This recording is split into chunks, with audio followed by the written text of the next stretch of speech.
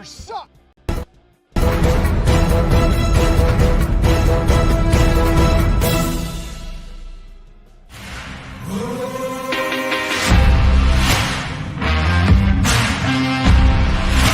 Third down, Fields. There's room to run for Fields. Oh, turn it on with speed.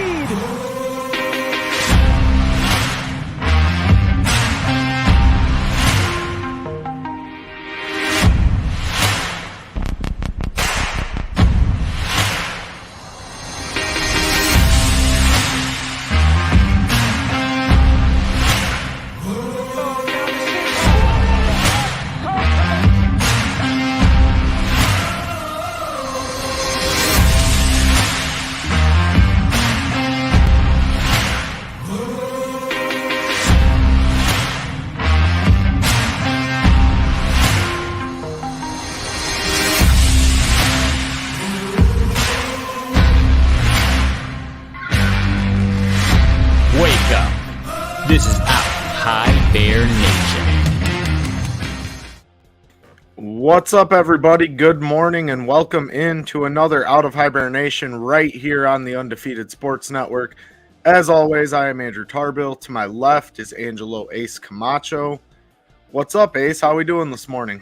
What up, Tarbill? Pretty excited about today's show. We had a weekend without the Bears, and I'm ready to see what kind of adjustments they made heading into today's game against the Eagles. Oh, absolutely, man. I mean, 1 week without Bears football doesn't seem like a big deal, but it seems like it's been forever since we've seen Justin Fields take the field, no pun intended. No pun intended. I like it. I'm ready, especially in a very difficult matchup, right? This is a matchup that will definitely test the Bears offensively, and if Justin is able to perform to the caliber that he's been performing the last few weeks against the Eagles, and then namely down the stretch here against the Bills next week, I think a lot of Bears fans will be in a much better position. Maybe some of those fans who still are questioning whether Fields is the guy will come around a little bit more if you see him put up some decent numbers today and then against Buffalo next week. So, Yeah, when they came off that mini bye after the Commanders game, coming off that game, everybody was real negative. They thought, oh man, this team is struggling hard. Then they went on to, beat the Patriots pretty handily, and then they didn't win the next few games, but the offense looked a lot better, right? They were putting up 28 points plus a game. Fields was utilizing his legs a lot more. I think what was kind of encouraging about the Packer game before the bye week was that we got to see Fields pass the ball a little bit more. I would say this season it was probably his best passing performance of the year. You got to see a couple guys get a little more involved. Harry was involved. Even St. Brown got involved a little bit more. Seeing Cole Kmet kind of stay on the trajectory that he's been on.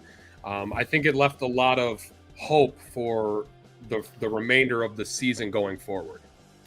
Yeah, and that's absolutely what it's all about. We've touched time and time again that Justin Fields' development was the most important thing this season. Right. And in him being able to develop, we've seen a lot of these guys on the team that we were unsure of at the beginning of the year take leaps. I was ready to write Cole Kmet off, unfortunately. That was one thing that I can say I was wrong about. I mean, obviously this offensive scheme has put Cole into a place where he can catch some balls in big time moments, and it's exactly the boost that this offense needed. I mean, ultimately the Bears have not had a tight end that's been name worthy since Greg Olsen left all those years ago, unfortunately. So it's good to see Cole Kmet shaping into the role that he has now, and just starting to play to the level that everyone hoped he would play to. So hopefully we see that a little bit more today. They pulled him off of blocking a lot more towards the latter part of the season, right? Right. A lot of the give him beginning, more opportunities. Right. They had him into help blocking a lot. It didn't let him kind of get into a rhythm or a flow of the game. They moved him out to start being a little more active in the passing game. And once we talked about this on Wednesday, I believe. Yep. Once you see the confidence kind of grow, the game just gets better and better for him, it seems. Oh, absolutely. And that's the thing. You get the momentum rolling early for this young quarterback, get him to feel confident. I mean, ultimately, the mix in of the run has definitely helped Justin feel more comfortable knowing that he has the ability to tuck the ball and run when it's just not Absolutely. there. Uh, One thing that I really liked in the Detroit game, even though we ended up losing that game ultimately, first play of the game, they come out and run like a 12-yard quarterback designed run with Justin Yep. Fields. And, you know, obviously you allude to the confidence that this coaching staff has in Justin. And, you know, from the start of the season to now, I would say that both Luke Getsy and Coach Eberflus really have that faith and trust in Justin, that he is the guy moving forward. So they let him be a little more dynamic, do a few more things. I'd like to see some of the east-west running today out of Justin. And what I mean by that is you saw when he injured the shoulder, he was kind of running left to right and getting defenders to come off of the receivers. Yep. And then he was hitting open targets. I would like to see a little bit of that today just because I feel like this Eagles defense is, I believe, 8th overall this season. And in yards allowed, I believe they're in 2nd. So it's going to be a challenge for Justin and the entire offensive unit today. The offensive line has looked a little bit better over the past few weeks. I believe they hold an average rating of like 15th on the season now. So right there in the middle of the pack. The unit's definitely looking better than it did at the beginning of the year, although There's bright spots. the pass for sure. blocking needs to still be cleaned up at times. Right. But it's going to be a test for this entire offensive unit. So Yeah, they're going up against one of the better defenses in the league right now, and you know, it's going to be, these next 2 games especially are going to be real important to kind of gauge where you stand in the league right now. You're a team that kind of wants to you're a team that wants to kind of mirror themselves after the Eagles. I know you and I have talked about this a lot over the last few weeks.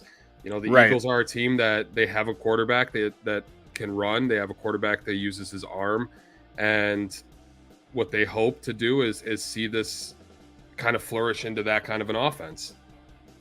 Most definitely. I think you look at a guy like Jalen Hurts, who was pretty much written off toward the end of his 2nd season, like, oh, he's not looking good, he's not going to be the guy, and then just such an emergence for him. Justin Fields has kind of followed a similar trajectory, although he's only in year 2. Right. You've seen significant improvement from last year to this year. And as I've stated many times, and as I know you agree, Justin Fields is the guy here in Chicago moving forward. So, yeah, that narrative of like, oh, we don't know, he doesn't throw for X amount of yards.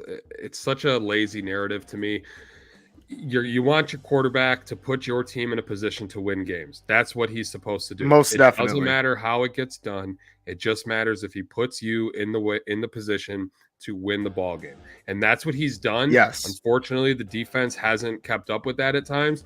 And towards the end of the games, the offense hasn't kept up. But overall, he's made the plays when needed to put your team in a position to have the opportunity to win those games.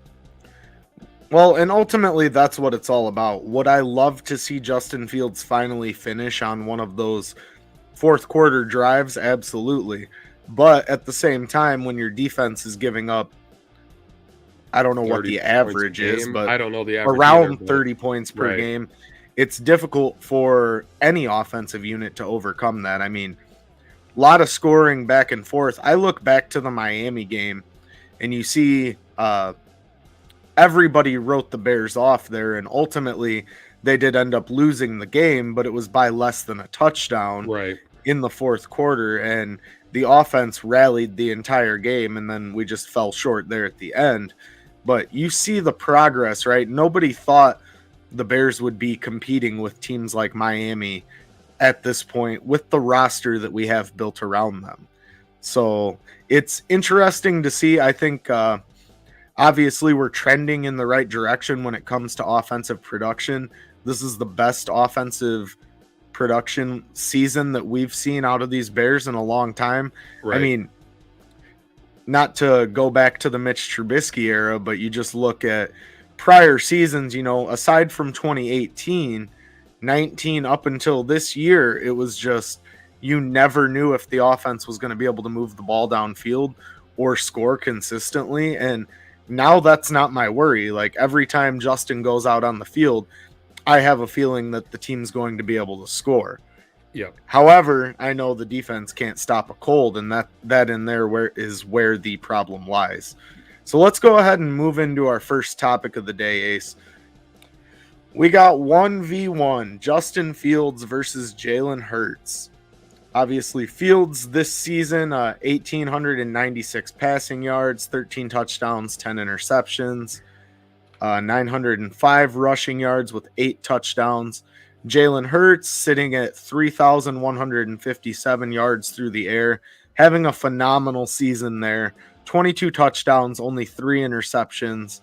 Rushing, he's almost at 700, 686 with 10 touchdowns.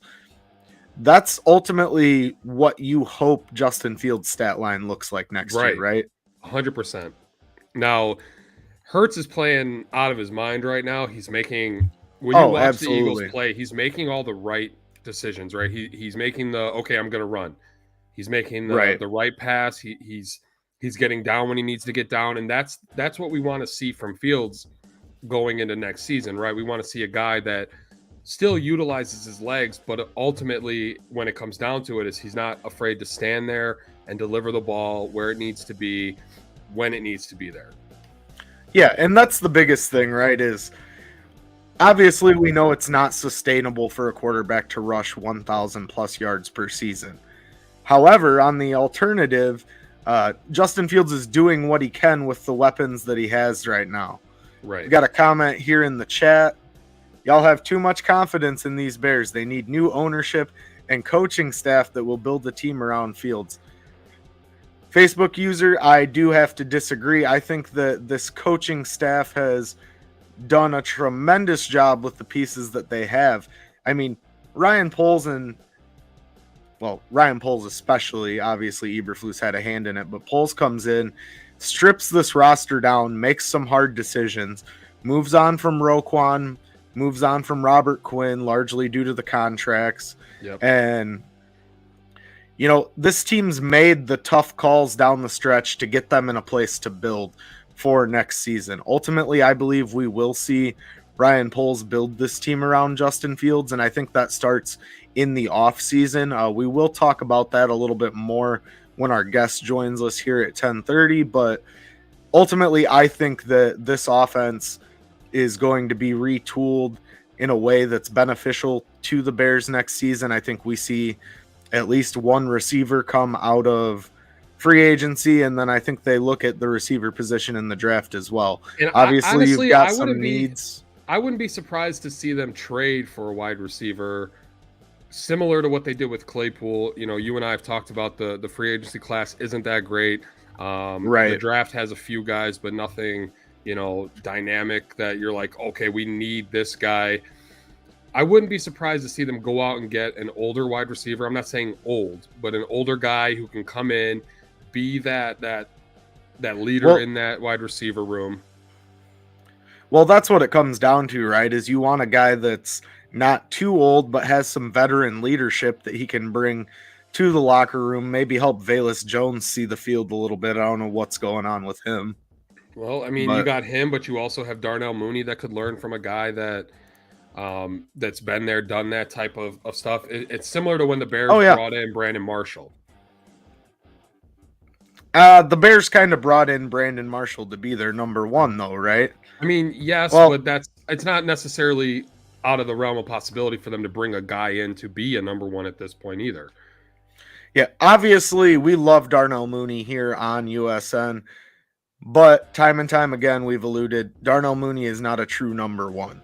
He's the number one on this team due to lack of depth and talent. Right. So if the Bears go get a true number one, which they should, whether that's in free agency or in the draft, I think it'll probably be in free agency, though. I don't see this team taking their first round high pick and going after a receiver. It's just strategically that wouldn't make sense. That would be the wrong move. And honestly, I'd be surprised too if they did trade something of value for a wide receiver. after what they did to get Chase Claypool, and how that's kind of panned out. That's a topic a little bit later in the show, but it is going to be interesting to see what direction they want to go with to help get the most out of this offense. Absolutely. So back to the topic at hand here, Fields and Hurts. Ultimately, you see a lot of similarities between the two players. I think it'll be interesting to see in today's game how the Bears react when Philadelphia scores, because ultimately they're going to probably march down the field on our defense. Although we have both Brisker and Gordon are healthy today, correct? Yes. Yep. So that should help matters in the secondary. However, the Bears defense has struggled at times against the run this season. So Jalen Hurts be able to use his legs against the Bears defense, and I feel like they're going to have a hard time stopping him. Yeah, but the defense is they played a little bit better versus Green Bay, but then again, you're looking at a Green Bay team that's struggled a lot this year. This is an Eagles team that really hasn't had too many miscues, especially on the offensive side of the ball. And that's what's going to be interesting. If the Bears defense can come out and get a stop or two early against the Eagles, I feel like that'll change the entire momentum of the game. We expect as fans, with what we've seen thus far this season, that it'll be a difficult outing for the defense. But if they're able to establish early and get a couple key stops, we might have us a ball game here. And you know what I really liked about the Packer game? I like that the Bears decided to get the ball first. You know, you give your offense the ball. It's aggressive for sure. Yes, yeah. You're not going to let Green Bay dictate the pace of this game. The Bears, obviously, the coaching staff realizes where this defense is, right? And the momentum shifts as soon as you give them the ball. They march down the field and score. Automatically, you're playing from behind. You're putting that pressure on your offense, your young quarterback. Definitely. I like the fact that they were like, hey, we're going to get the ball. We're going to let our offense dictate the pace of this game. And for the most part, throughout that whole game, that's how it was. The offense was able to stay a step ahead of the Packers until about the fourth quarter, and then things just shifted. I mean, you're playing against Aaron Rodgers, who we talked about before. That guy just gets up for the Bears. That's what he does. Absolutely. Yep. He lives and breathes to beat the Chicago Bears, it seems. That's it. You know, that's all he does. It's crazy. But moving forward from our quarterbacks, let's get into our next topic here. Patience or panic? What are your thoughts on Chase Claypool? Obviously, Claypool ruled out today against the Eagles, still dealing with the injury that he sustained against the Packers. Unfortunate, because obviously with Darnell Mooney down, Claypool's kind of the guy that naturally shifts into that number one spot. Right. Now, who is the number one for this game? That's a good question. Ultimately, we've got Dante a mixed Pettis? bag, right? It's a mixed bag at this point. Wide receiver room does have some depth, but it's not built here in Chicago to sustain big injuries like this to your arguably number 1 and 2 guys at this point in the season. So looking at Chase Claypool and the body of work overall, Coach Eberflus alluded earlier in the week that he has still not learned the playbook 100%, which is something that I question and have a little bit of concern with. I get it. It hasn't been a season. It hasn't even been half a season here yet, but it's not like this offense is doing things that are completely brand new, total new concepts to him that he's never seen before. I get they're asking him to play the X, Y, and Z and know all 3 positions for wide receiver. I understand all of that, but ultimately I feel like we should have seen a little bit more progression out of Chase Claypool than we have thus far this season. And it is a little bit concerning to me just because he's a guy that you basically you drafted Chase Claypool with your 2nd round pick, if you want to look at it that way. Yeah, and so far I have not really seen enough to justify that. However, I hope that if he comes back next week, he's able to turn it around and start showing us some positive signs. But you ultimately didn't make this move for this year anyway, right? You made this move for next season when you have other pieces built around him. So right, and I talked about this. You know, I've been one to say, you know, pump the brakes on the Claypool, you know, panic. But I feel that. Are you ready to start panicking a little bit now, Ace? I feel like what Eberflus came out and said basically that he wasn't up to speed yet on the offense is a little alarming. Um, you hope by this point of joining the new team, he's been on the team for what, 6 weeks now. Um, Yes, it's a little alarming that he hasn't picked up the offense as well as you'd hope, especially for a guy you were hoping to kind of build next season towards. I think that you have to start looking at, if he's not going to pan out, what's your next move, right? Right. You whiffed what seems to whiff on Velus Jones. I know he was only a 3rd round pick, but still. And now Chase Claypool. So really, what weapons have you put around Justin Fields to this point? Maybe I'm still under the belief that, okay, it really doesn't start until next season, because technically you utilize your draft pick for him. So, hopefully, like you said, he can come back and do something with Fields before the end of the season. I'm holding out hope, but it's not looking good at this point.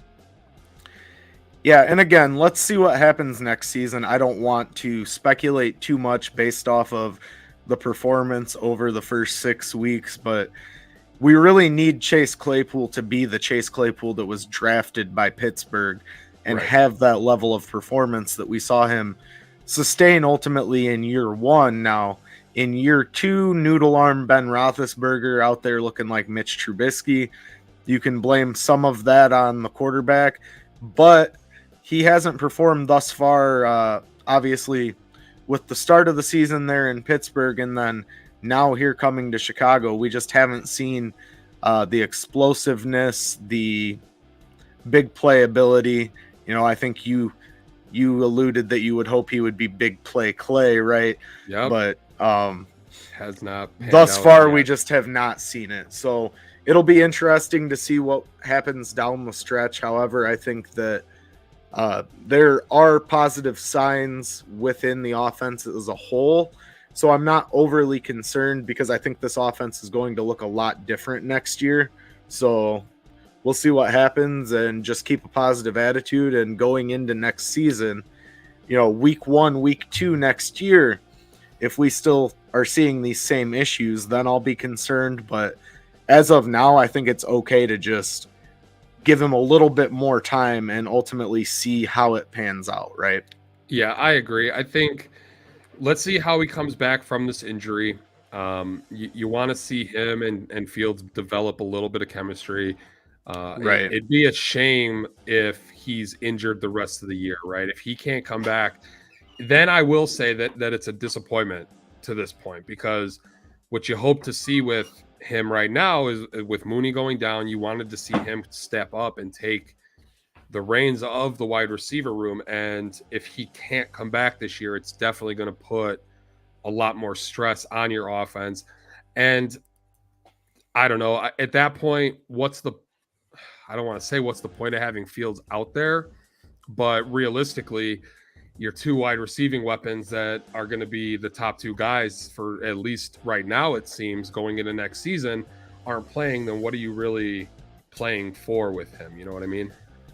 Right. And I understand what you're saying. Again, we've talked about the competitive nature of Justin Fields a lot on this network. I don't think that he's a guy that would take sitting the rest of the season, whether that's 1, 2, or 3 games, lightly. I feel like he would push back and have some resistance against that, because he's such a young competitor, right? You see it week in and week out. He did look a little bit more composed, a little bit more refreshed this week during the pressers. He was smiling, kind of a little more happy, and I think maybe part of that is because Justin's finally starting to understand that, hey, the coaching staff has faith in me and this is my team moving forward. So I don't want to say this season is what it is. Obviously, as a fan not looking at draft position, I would love to see the Bears pull a W out today, next week. One of these 2 games, if they were to be able to overcome either the Eagles or the Buffalo Bills, I think that really shows you that this team's moving in the right direction. However, that negatively impacts draft position, which a lot of people would argue is what matters most at this point. I'm kind of somewhere in the middle. I still want to see this team be competitive. If they sneak out a win, sure, it's going to hurt their draft positioning, but I'm not going to be frustrated by it because that just shows that our young quarterback is developing in the right way, at the correct pace, and ultimately just continues to give the message that we need, that Justin Fields is the guy moving forward, and maybe we see a 300-yard passing game for the first time. Who knows? If it happens against the Eagles, that would be tremendous. It would shut down a lot of the narratives that are out there. Right, because then let's say he does throw 250, 300 and they still lose. Then what's the problem going to be? Oh, he didn't run enough? He didn't run enough? Right. Like, I don't know. I wanted the Bears to lose last week against a week and a half ago against the Packers, right? I hate saying that, but I know realistically that the best thing for this team is for them to get the highest draft pick they can get, regardless if it's taking a player at that position or utilizing that pick to move back and get more draft capital for future years, which you see a lot of the teams that are good teams do that, right? Patriots have always done that, right? Move back in the draft, get more capital. They're not the greatest at drafting, but you look at a team like the Lions, right? I know that people make fun of the Lions, but the Lions are a team going into next season that already have 2 first-round draft picks on top of a team that's playing fairly well for their coach. Their offense is playing well. And yeah, the Lions, the only thing that I will say about them is you traded TJ Hawkinson within the division, and I cannot get over that. I mean, I get it, but really that offense hasn't seemed to really skip a beat without him. This is true. I think you're looking at Jared Goff, who's playing some of the best football he's played in his career since leaving Los Angeles, to the point where the team, everybody thought going into this draft, that team was going to be looking for a quarterback, and now they're behind Goff, and they're like, no, we're going to keep this guy, and we're going to move forward with him. But are they really? I mean, they're going to call the Bears. If the Bears have the number 2 or 3 pick, they're most definitely going to pick up the phone and see what they can do to wheel and deal to get a quarterback. I think it depends on how the rest of the season goes, right? If the wheels fall off that offense and Goff starts to look awful, then absolutely. But if he stays on this, this path, I'm not saying he's an all-star caliber quarterback, you know what I mean? But he's not a world beater by any means. No, but he puts you. He's a game manager. Right. If he does just enough, if he doesn't cost you the successful, if he doesn't cost you the game, that's a plus, right? And that's kind of what he's been doing for this team the last few weeks. No interceptions, moving the ball down the field, making the right plays. You're looking at a team where we thought the Bears had an opportunity to fleece this team going into the draft, and that might not be the case this year. No, now you're almost worried that the Bears are going to lose out to them. We got our guy AB popping up in the chat, praying for that scenario. I'm sure he's alluding to the draft positioning and being able to trade back, because and that's why AB is he's a great football mind, right? Because you look at fans out there that are like, oh, I can't believe you want this team to lose. You're not a fan, blah, blah, blah. That's the dumbest take in the world, right? Ultimately, this team wasn't built to win this season. So what is the difference between winning 4 games and winning 3 games? Nothing. Other than the only thing I would say at this point is a win against a top caliber team this week or next week builds confidence in your young quarterback. Other than that, you gain absolutely nothing. It actually hurts you to win at this point in the season, because you are only really playing for draft positioning at this point. Right. And I've said it time and time again. I feel like personally the Bears brass is maybe telling Coach Eberflus keep it competitive and then lose in the 4th quarter. We got AB here saying trade back and still get a guy like Jalen Carter. That's my dream. I can see it, and honestly, with the quarterback selection in this upcoming draft being so poor, teams are going to reach for quarterbacks that shouldn't even – I mean, there's guys that may not even go ordinarily in the 1st round. We'll see what happens. It'll be interesting because from my perspective, you look at the guy like the quarterback out of the University of Kentucky, his name's eluding me. That's a guy who probably wouldn't be a 1st-round talent, any other year, but undoubtedly is going to probably go in the first round just because of the lack of depth at the quarterback position. So I don't know. It'll be interesting when our guest joins us here in a few minutes to see what their perspective is on this Bears draft and moving back. But man, it's tough as a fan, right? It's always that give and pull. Do we want the team to lose so we can get a better draft pick, or do we want to see them win on Sunday? Well, when winning on Sunday doesn't mean anything, playoffs, anything like that, it's a hard line to draw, right? Right. Like we talked on Out of Hibernation before the Packer game about, we wanted the Bears to lose. We thought that was the best scenario. And then I found myself in the middle of the game really upset that the Bears were making dumb mistakes. And it's like, I want this team to win right now. And maybe that's just because they were playing the Packers that I just can't stand whenever the Packers win. But ultimately, it's hard to watch your favorite team lose, even when it means losing is the best scenario for them to get these picks. I think ideally, like AB said, the best thing for this team would be for them to get the number 2 spot and then be able to move back to maybe like a 4th or 5th spot in this draft so that they're still in the running for one of the top defensive players in this draft. So the comment here, Mel Kiper has 3 quarterbacks going in the first 5 picks. That's absolutely wild. And again, that's because of the lack of depth at the quarterback position in this draft. Right. So I think, honestly, I've said it time and time again that I believe the Lions are going to be the ones that call the Bears. I don't feel that they're going to move forward with Jared Goff. Some other teams, I think the Raiders might be looking for a quarterback. I think they've finally seen enough out of Derek Carr after this year.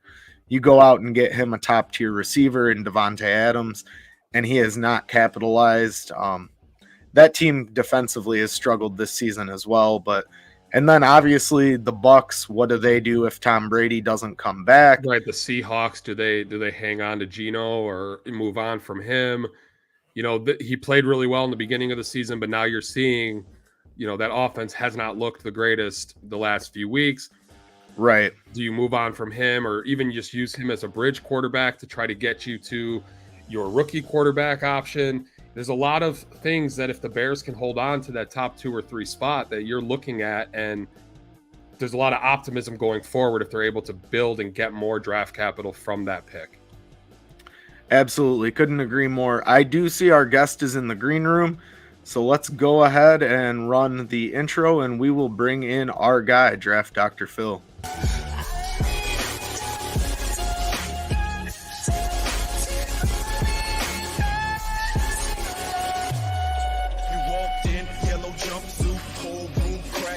Matt Nagy is what we said he was for 3.5 years. Everybody's just catching up. You had to feel this one coming once you saw him get released. Justin again. Next point acting, and then there's passing acting. Look at him freeze everybody. He's a glorified QB coach.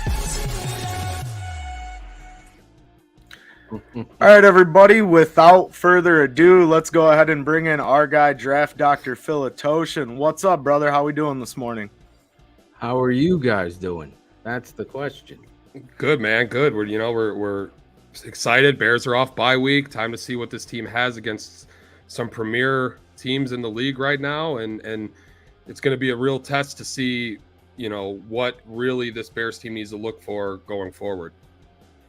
Yeah, that's really where we are. I mean, I think this is where the point of a new coach, a new administration, one with which we haven't seen in the history, where a GM and a coach are hired at the same time. Now you're finding out, okay, what are they doing? And throughout the course of the season, chapter by chapter, you're seeing they're clearing the deck to try to see what they have for next year. That's why I think it's so important that they try to get some answers from some of the players that are already on the roster that they have questions about. And I don't know if we'll see that today.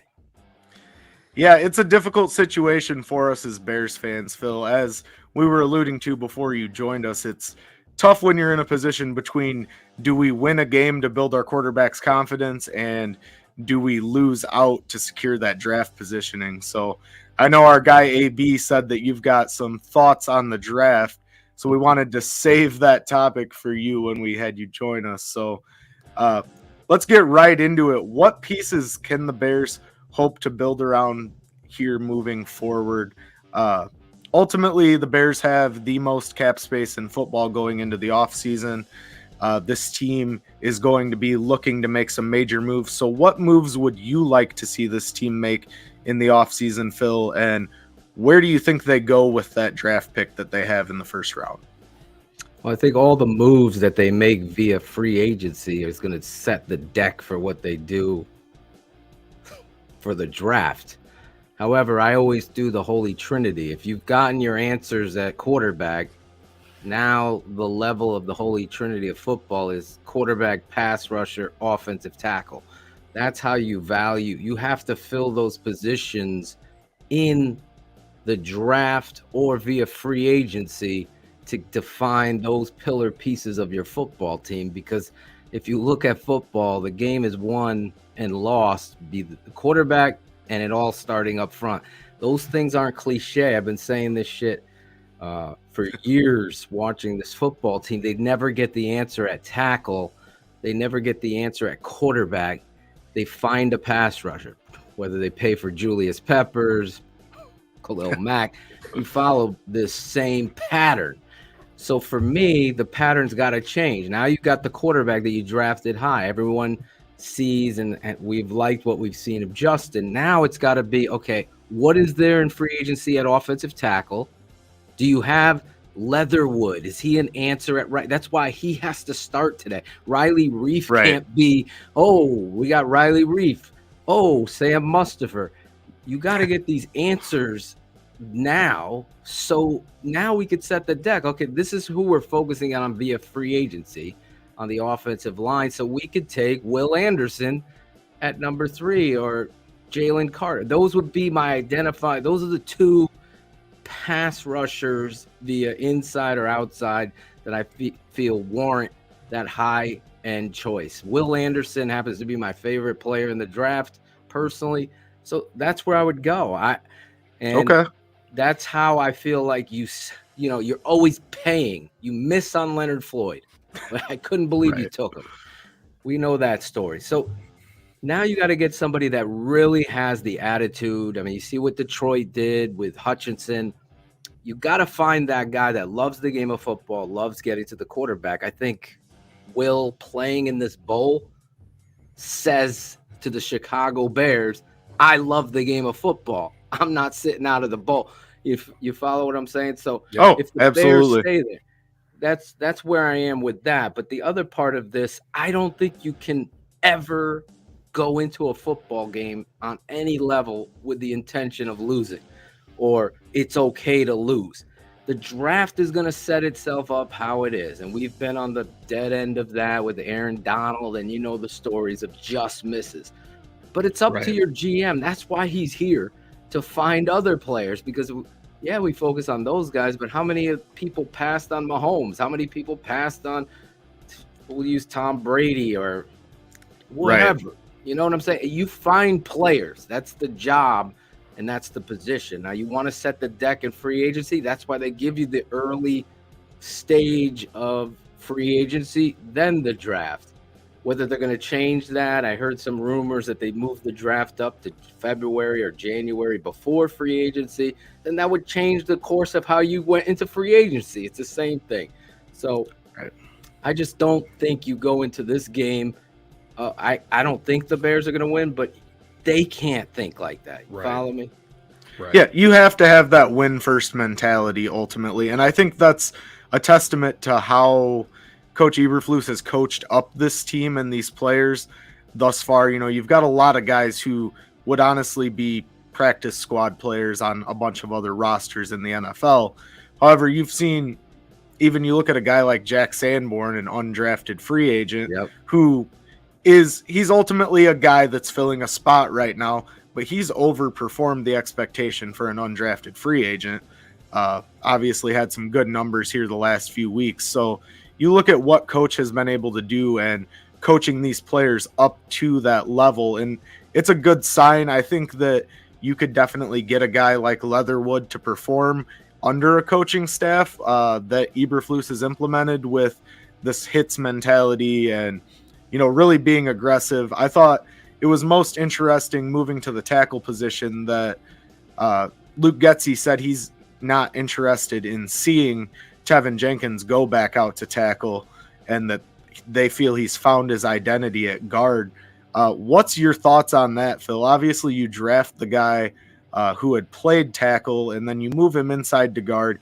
He has seemed to settle down a little bit, but tackle's obviously still a point of concern, right? So, yeah, I think it's a dumb move. I think I don't understand their offensive line coach. I spoke to him personally in Dallas, and it seems like some of the things he was alluding to were over his head. So whatever that means via the head coach or the GM or the offensive coordinator, clearly I don't like the fact that the offensive line coach, now again, he's just alluding to me that it's not on him. That's not how I would coach. My offensive line coach would have a 90% say in, and I would have the extra 10 if I was the head coach and be like, listen, this is what I want to see. So the Tevin Jenkins thing to me is a story in and above itself. Where you stand on it is in your opinion, and that's going to be with the the sitting out and the questioning him, whatever was going on in the beginning. Then this kid was clearly your best offensive lineman, and you're rotating him in with Lucas Patrick. Yeah, it was utter chaos on the offensive line every week. He's the one stalwart standout, and you're moving him to guard. I've lived this again, guys.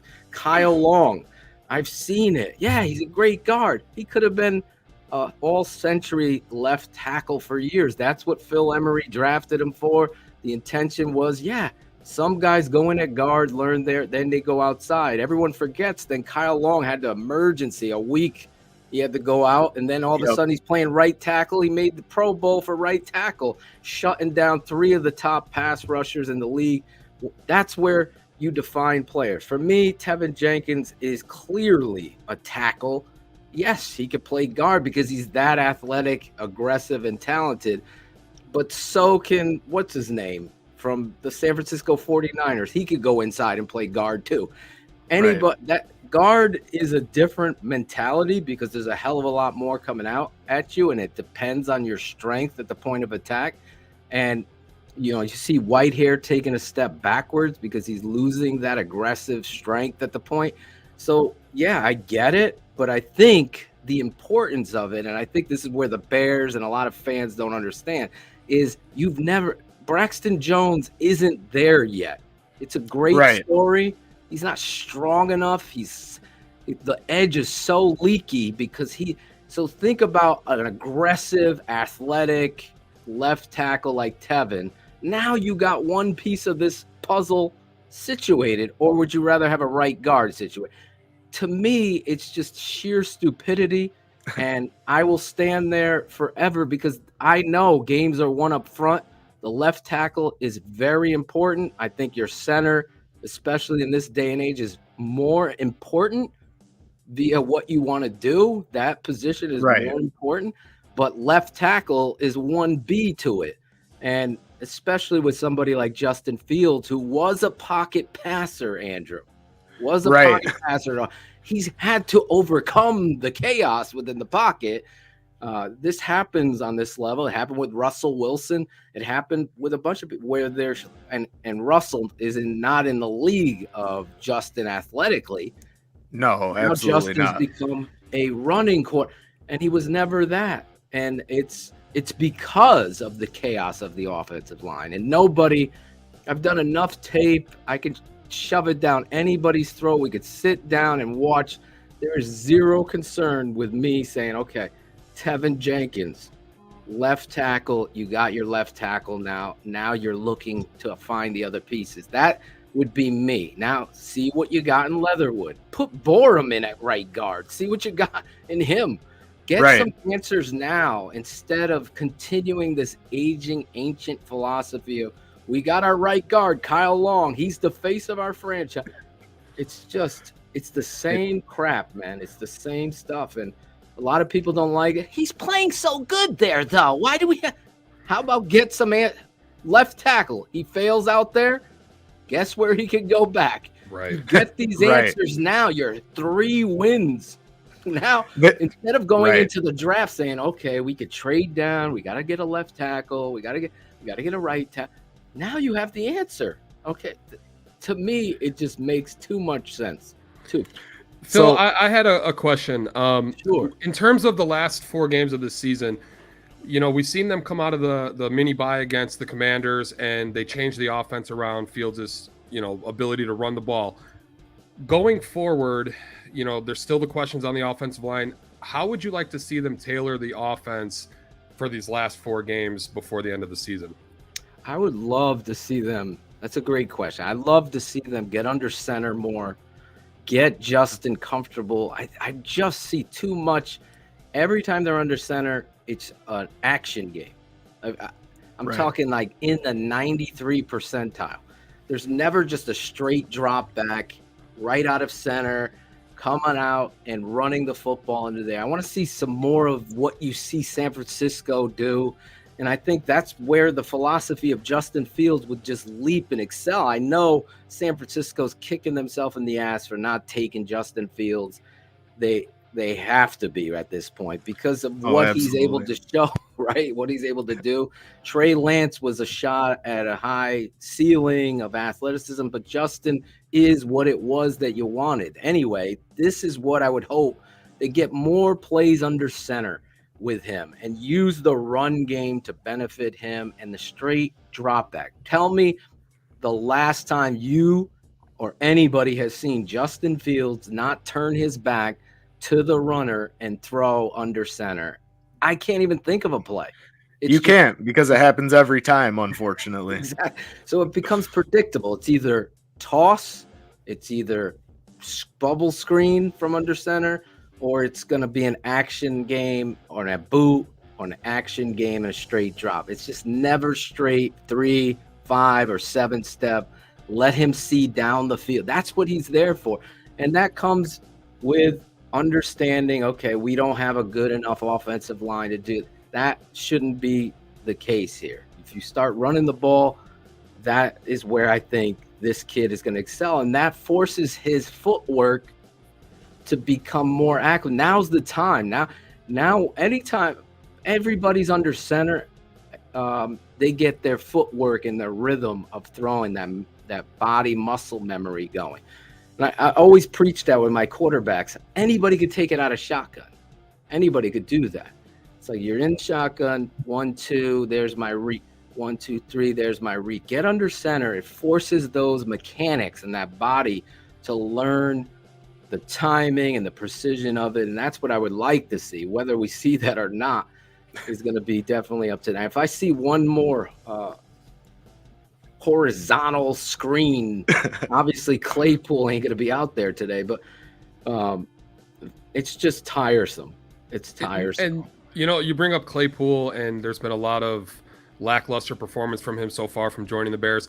Now with him and Mooney both out, you seen in the Green Bay game, Justin was trying to fit those passes into guys like St. Brown and to make a little bit, they talked about, he's not throwing the ball because the receiver's not open. So now he's trying to throw the ball into a receiver to get him open.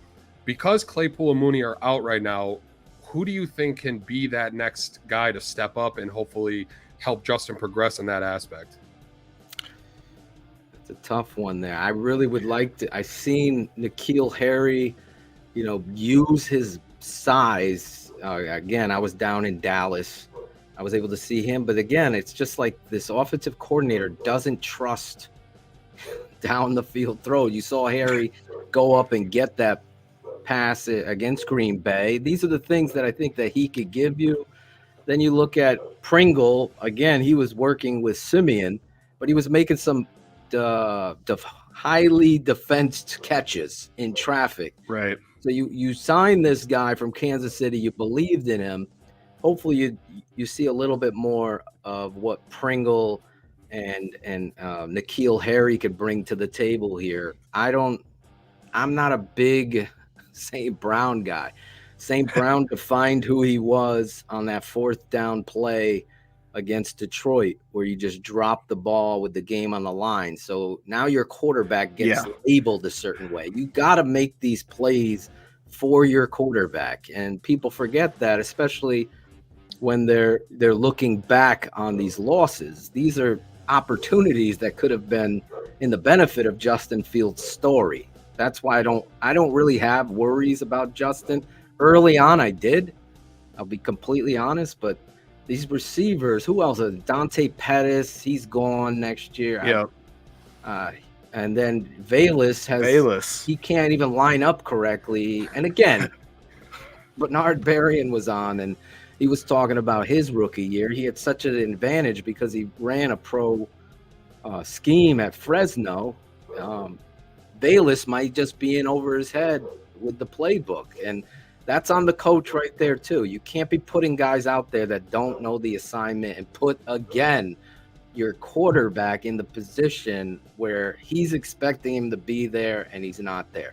So these things, and that's the GM too, because there's certainly some other guys that in the league that know the game or love the game. That's really at the end of this is who loves this game of football and who wants to go out there and compete. That's what Eberflus polls and these guys have to find out. Who's the other receiver now that they have? So you got Pettis, St. Brown, Bayless, N'Keal Harry. Who's the other one? Is there another one? Did they bring Couture? Is he on the? I'm not sure who they brought up to fill that other hole. They got Pringle. I know we talked about Pringle. him. Byron Pringle. Yeah, there's 5. So maybe that's their 5 there. I thought they had one more. I thought maybe the kid brought the kid from Rhode Island up. I don't know. But yeah, it's not good at the receiver position. Obviously, that's going to be a need. Maybe it's a trade. Maybe it's, I know I was really, what was your first name? I'm sorry, Ace. Angelo. Sorry, Angelo. I was really excited down the stretch to see the Claypool stuff. Yeah. Because I really wanted to say, I know that this guy is a weapon. I felt like this is another showcase of Getsy, not me and Getsy don't see eye to eye on stuff. I want to see him in the red zone. This is where his success was immense with Ben Roethlisberger, using his athleticism, his size. He's 6'4", 238. Now you got 6'6" or 6'5" Cole Kmet. You got a 6'5" Ryan Griffin. You had, but he's hurt, Mooney. Right. So you want to see these threats in the red zone that weren't there. Claypool being the number 1. So that's the only hopefully he'll be back next week. But today, right. Today I would like to see them kind of utilize Justin's arm in the red zone a little bit more. Maybe absolutely try to work Kmet to get him open a little bit. It seems like they're afraid to throw the ball when they get into the red zone. Obviously the weapons aren't there, but I definitely kind of hope to see them utilize Cole Kmet a little bit more in the red zone today. Well, guys, I just got a text from my boy, and N'Keal Harry is inactive today. That's really good. That is not good news to hear. So that elevate Bayless then? That has to elevate Bayless. Bayless seems to be, I always say on our channel, it's got to be performance over politics. Here's a guy you drafted in the third round. This is a political thing. Like, Bayless has shown you nothing but a return guy, right? He dropped a huge, it could have been the defining moment of his young career against Dallas, that ball down the right sideline. He drops it. You can't have this. I mean, he's just a gadget guy. So where N'Keal Harry, unless he's hurt, I might be completely because I didn't follow it this week. Whether I saw Justin's illness, but I didn't follow N'Keal Harry. Maybe he was hurt, but I didn't see anything out of practice this week that would indicate he is hurt. So I think maybe that's just a healthy scratch decision. If it is, it's a head scratcher for sure. Yes. One more quick one for you, Yes. Phil, before we let you go. I know you're a big David Montgomery guy. Obviously, he's one of the players on this team that's helped forge the identity. Do you think Monty is on this team next season, or do you think the Bears move on from him? I think he'll be on the football team next season. I think everybody gets into this debate of what he is going to want. Nobody knows that.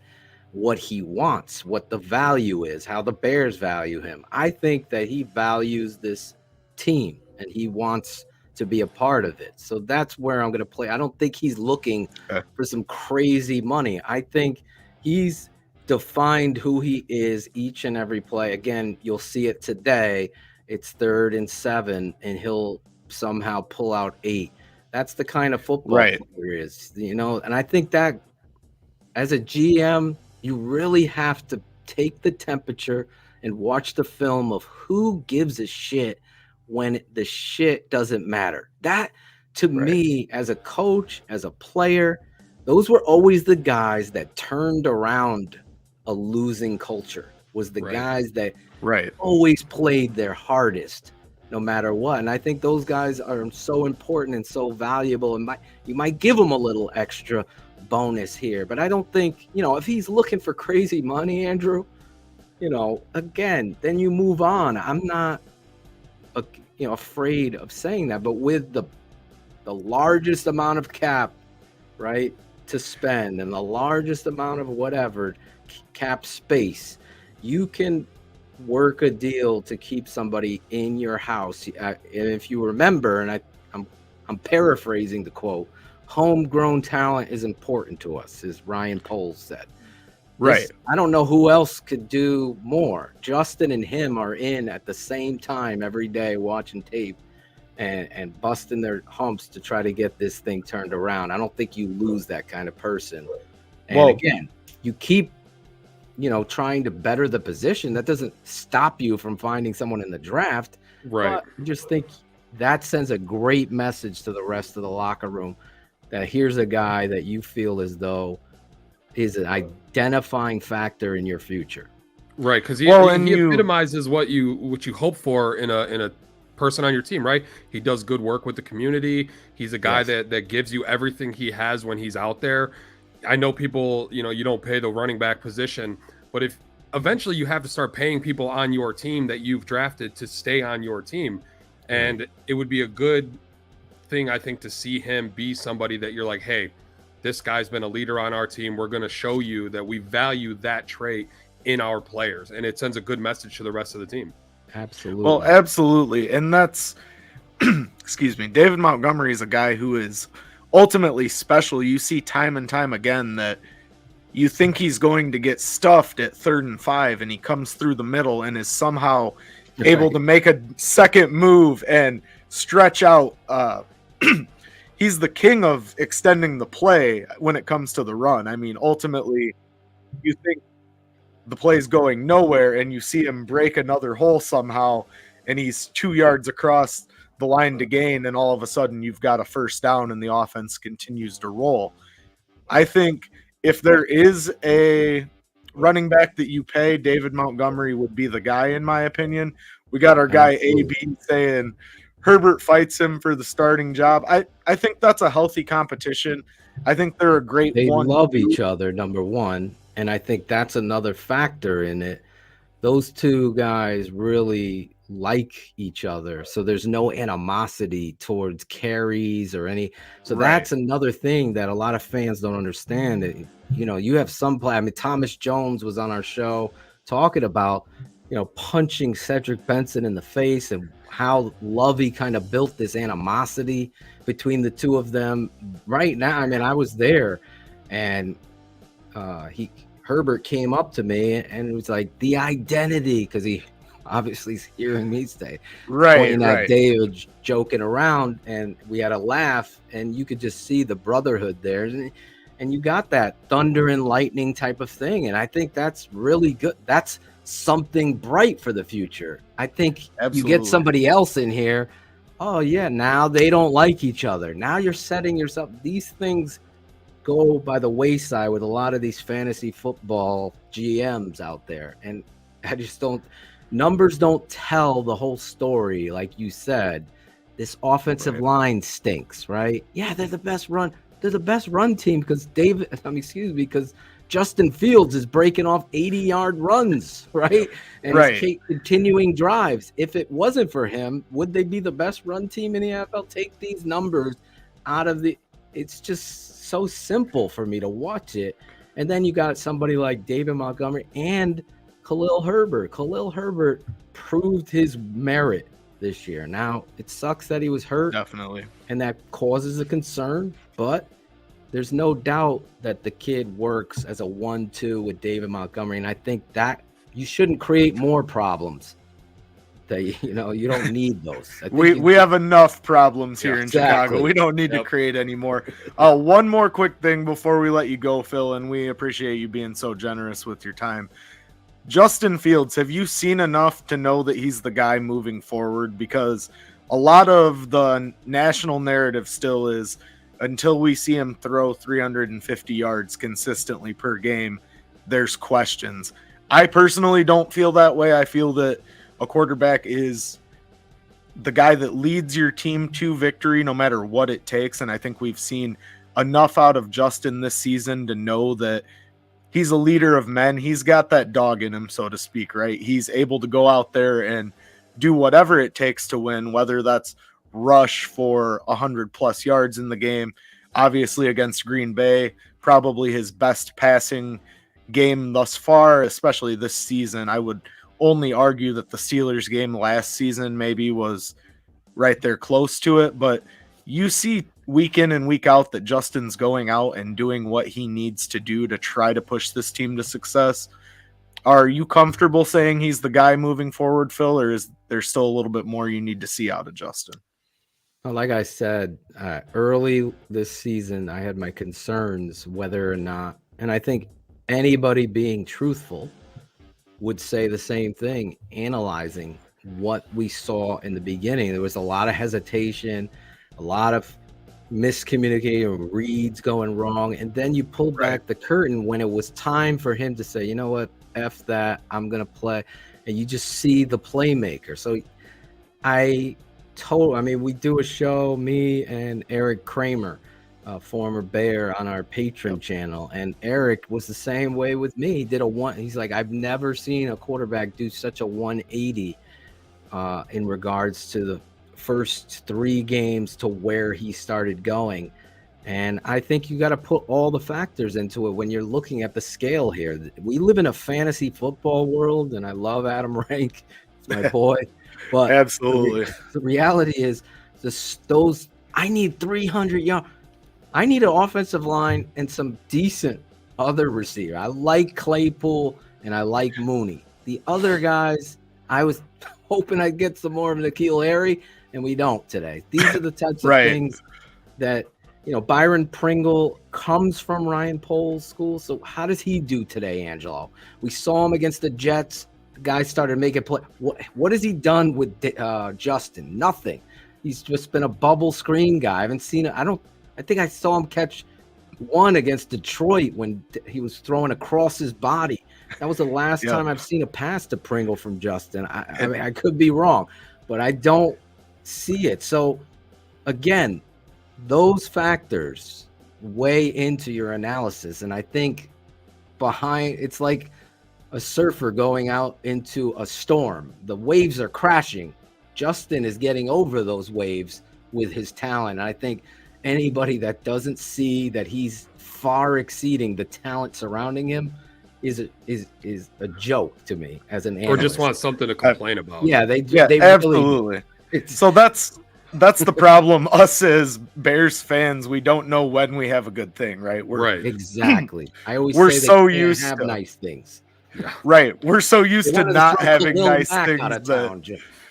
that when we do get nice things, we don't know how to treat them. We devalue them and Exactly. try to find something wrong with them. Khalil But didn't have a sack. He's terrible. I'm like, are you watching the game? He had like 6 you watching the pressures. guy get triple Right. teamed. Yeah, exactly. It's crazy.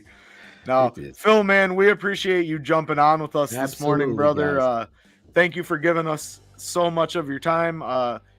You want to let everybody know where they can find and follow you real quick before we let you go? Sure. You can follow me at Phil_Ottochian. That's OTTOCHIAN. That's on Instagram. And follow The Tape Never Lies, or go to thetapeneverlies.com, all one word. And you could become a patron or follow The Tape Never Lies Network on Instagram, Twitter, Facebook. It's everywhere. It's like It's Visa. everywhere. That's right. Again, big thanks to our guy, Draft Dr. Phil Ottochian. Be sure to go check out all their content at the Tape Never Lies Network. I am one of the original 50 patrons, and I'm There still you there. go. So I appreciate you as always, man. Great talking with you, and we'll talk soon. Thanks for your time. Anytime you guys need me. I apologize for I've had sickness, craziness. Anytime you need me, though, coming forward. All right. Awesome. Thanks, Life Phil. We happens. appreciate We it. appreciate it, brother. Take it easy. Man, always great conversation with the man, the myth, the legend, Draft Dr. Phil Ottochian. Him and his team over at the Tape Never Lies provide some of the best film analysis and just overall Bears analysis in the game. They do a fantastic post-game show, fantastic halftime show for their Patreon members. Be sure to go check out the content that they're putting out at the Tape Never Lies Network. Yep. Great group of guys over there, very insightful. Before we wrap up today, Angelo, we got one more thing to do. Do you know what that is? Yeah, man. It's the weekly segment. Play to the whistle, man. Let's be great today. Let's be great. Win out 3, 1, 2, 3. Win.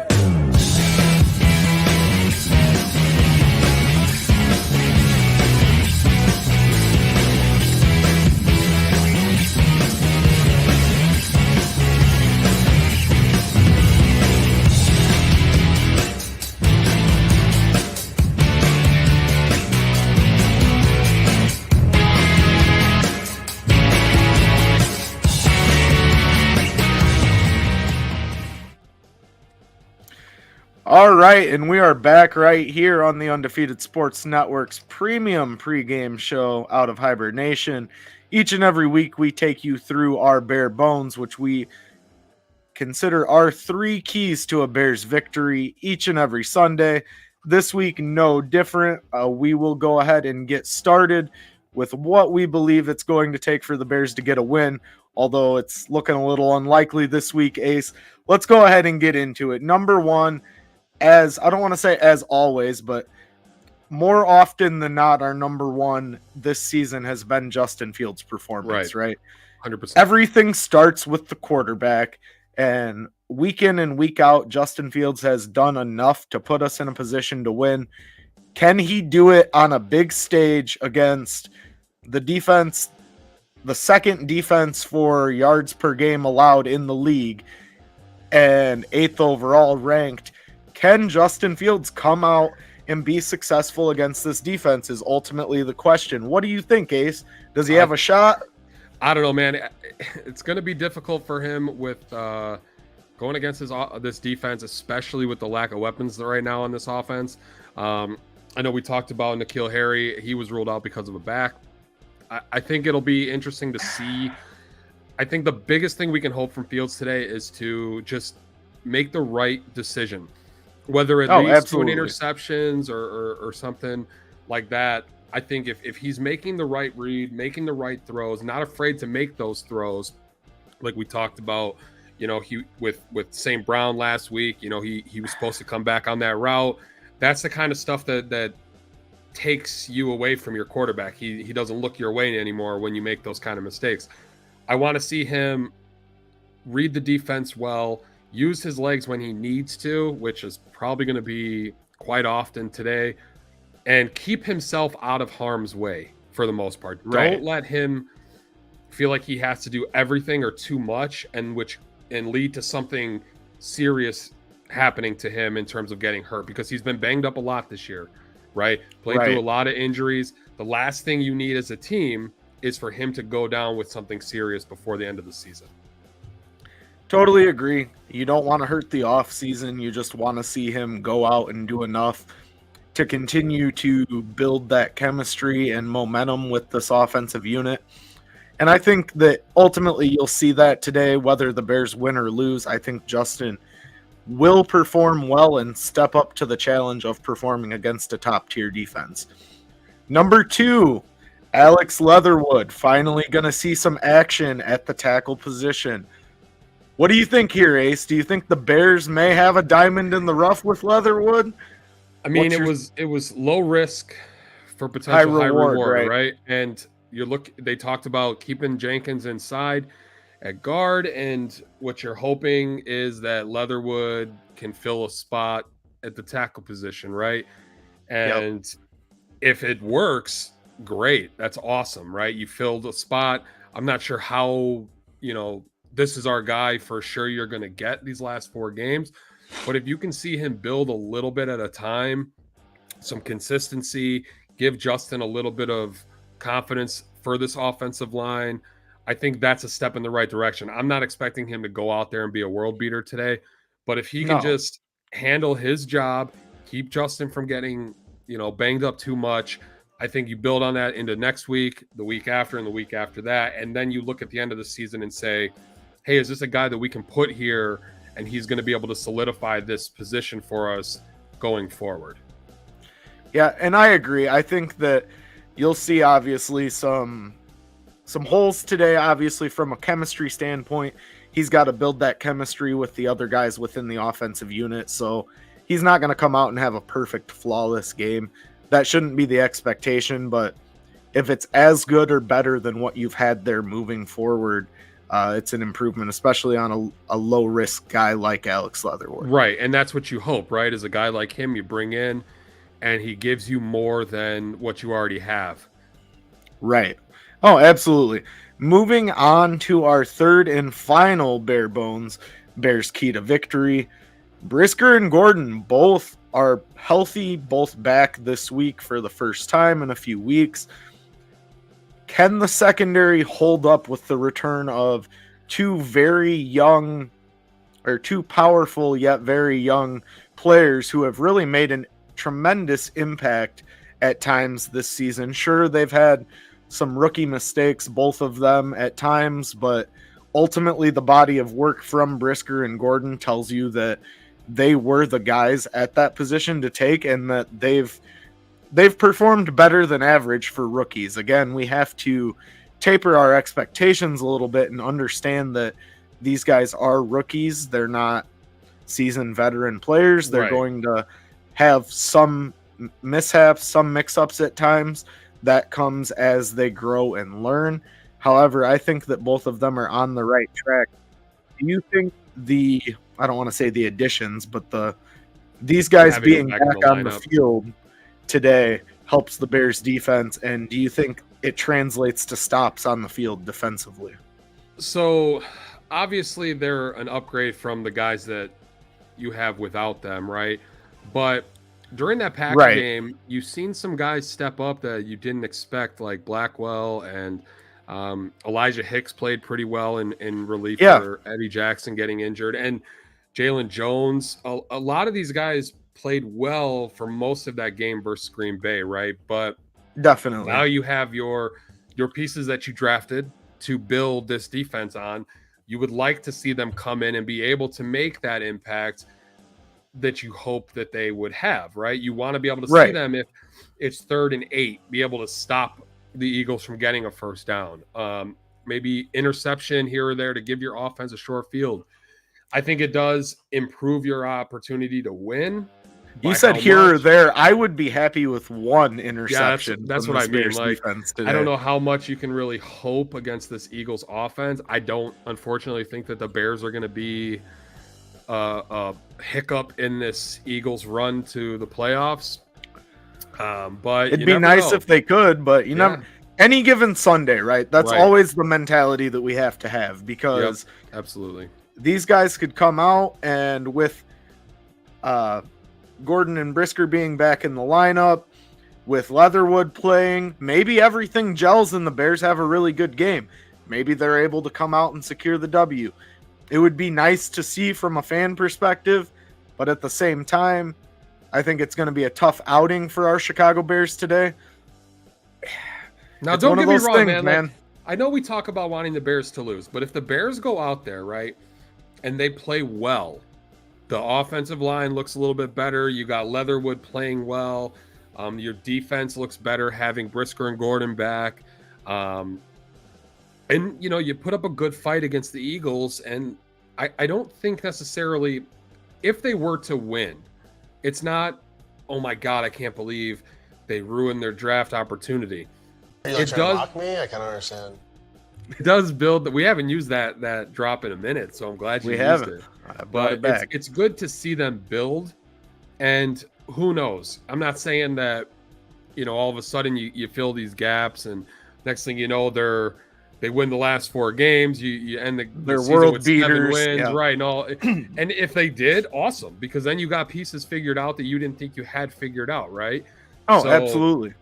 But I just want to see this team continue to make strides in the right direction. That's all you can hope for at this point in the season, right? Definitely. I couldn't agree more. I think as long as we see a positive trajectory with this team, a loss is not a loss. I mean, that's a corny way to say it, but ultimately, if the team is performing well and you're seeing the pieces that you want to see perform, namely Justin Fields, as everything starts with him, then I think you can live with a loss by 3, a loss by 7, even a loss by 10.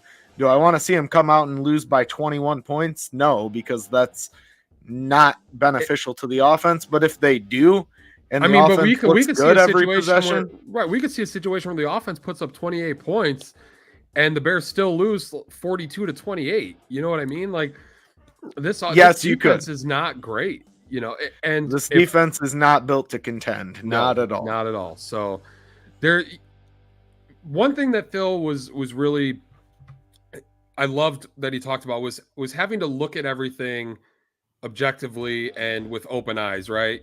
If your offense goes out there, puts 28 points, but your defense can't hold them under 40, yeah, you got your ass kicked. But at the end of the day, your offense still played well.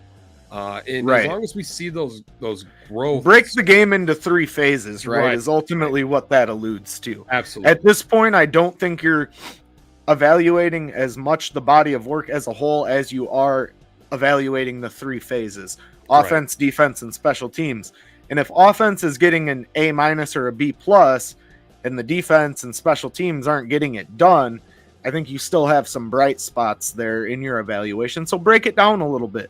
Don't look at it as, you know, when you're analyzing a young team like this who's looking to progress, look at good drives. Did they have one good drive to start the game on offense? That's important. What was the tone at halftime? What halftime adjustments did they make?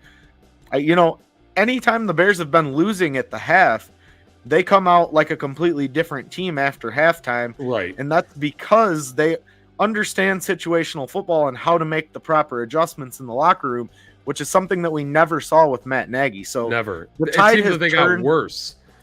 The tide has turned tremendously for this offensive unit, and I'm excited to see Justin go up against this Philadelphia Eagles defense just to see if, when you've got almost the best of the best, second best in yards per game allowed, if the Bears can overcome or if they struggle. It'll be a true test today. And so you might struggle. He might struggle. They might get their ass kicked. They might put up 10 points today. But I would rather have Fields struggle. But it's a gauge of progress. Right. Like if he's not making the right reads or the throws are bad, then there's something to be concerned about. But if he's throwing the ball to these receivers and they're not catching it, like that's at what point is it not on the quarterback? Right. Like I love that you're going with a mash unit at wide receiver that you've already had limited, talent at. Now your 2 top guys are out.